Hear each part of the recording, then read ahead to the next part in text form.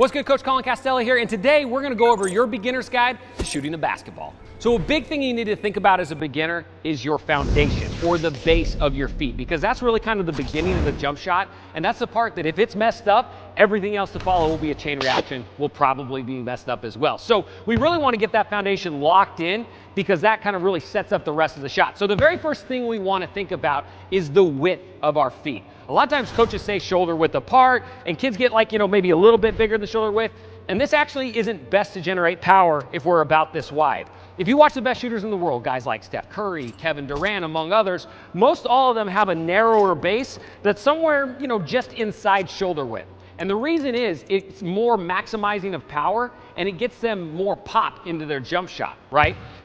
And so what you want to do is you want to just find your natural base by just kind of doing a 1-2 step in, like you're trying to jump as high as you can. That's probably about where you want your feet to be. So number one, we want our base a little bit narrower than you probably think. Number two, we want to think about having our feet slightly tilted. So back in the day, coaches used to always say, hey, square to the hoop. So if I was shooting on the three-point line, both my feet would be right on the three-point line facing towards the hoop. That's actually going to cause a lot of problems up the chain in your shot. So most great shooters actually tilt their feet slightly, so they're just off to the side, but their dominant foot is now slightly in front. That's going to unlock tension in your shoulders. It's going to make for a more fluid release, and you're also going to get power. So if you're a beginner, you want to start shooting this way early, because then those reps are going to stack up like Lego blocks over time. The final thing you want to think about your base is on the release. We call it a sweep. Basically meaning when you shoot, you don't want to jump and land in the same spot. A lot of coaches will say this is because of balance and you want to do it. It's simply not true. If you watch the best shooters in the world, they all sweep their feet forward and land closer to the hoop than where they started.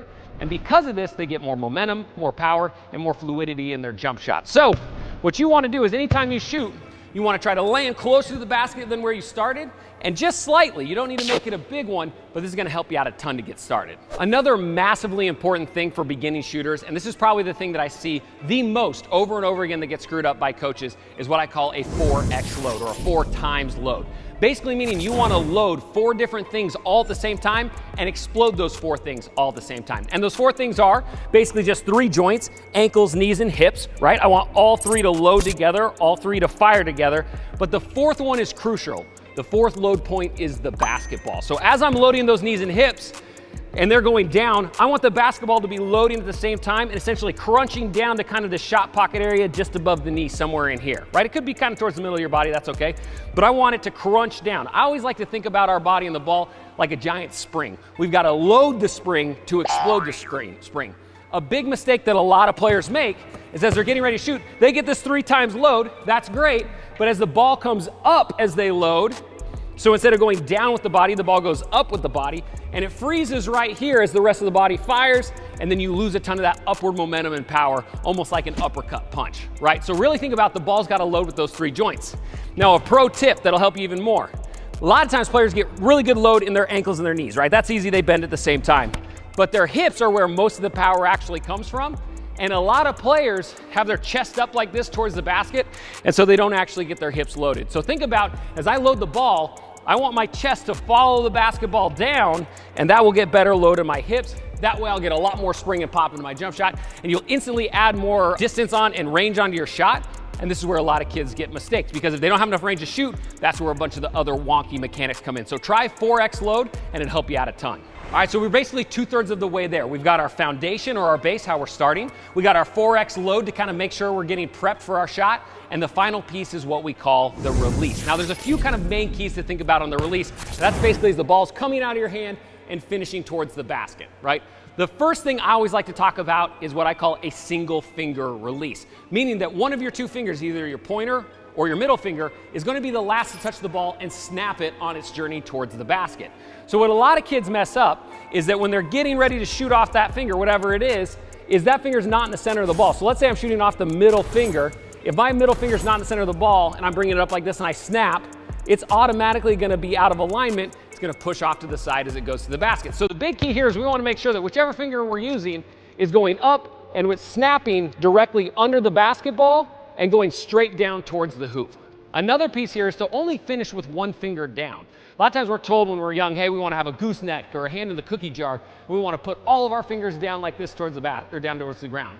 What that does is it creates a ton of wrist tension, and a lot of times you don't actually get that great of a snap on the basketball. If you watch in hyper slow motion the best shooters, most all of them take one finger and finish it down and the other 3 fingers up, something kind of like this, right? This would be a pointer finger finish, this would be a middle finger finish. So, right? So think about being nice and floppy on your snap and having just that one finger finish towards the ground. If you can do that, it will help you out a ton, especially get that nice, like last little snap for perfect rotation on the basketball. Another piece on your release is to ensure that you're finishing with your shooting elbow above your eye line. So if we drew a straight line out from my eyes, I want my shooting elbow to break that line and finish high. That way we're gonna get better arc towards the hoop. So a lot of shooters, when they shoot, they push the ball out like this.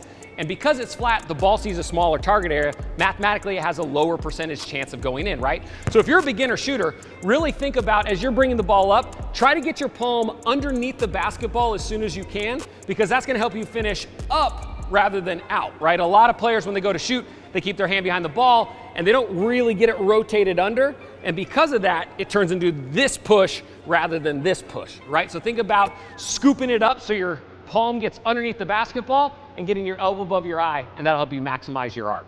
All right, if you want to shoot like a pro, you got to train like a pro. So click the top link in the description down below and get instant access to the Pro Shooting Pack brought to you by our guys at Pro Class. Now you can work out with some of the best shooters in the world, guys like Chris Paul, Damian Lillard, CJ McCollum, just to name a few, to ensure that you're getting your jumper on point. And also, if you're new to Shot Mechanics, hit that subscribe button, ding the bell notification, because we're bringing the best videos on the internet to help you get better that you're not going to want to miss. Again, I'm Coach Colin Castella, and until next time, splash on.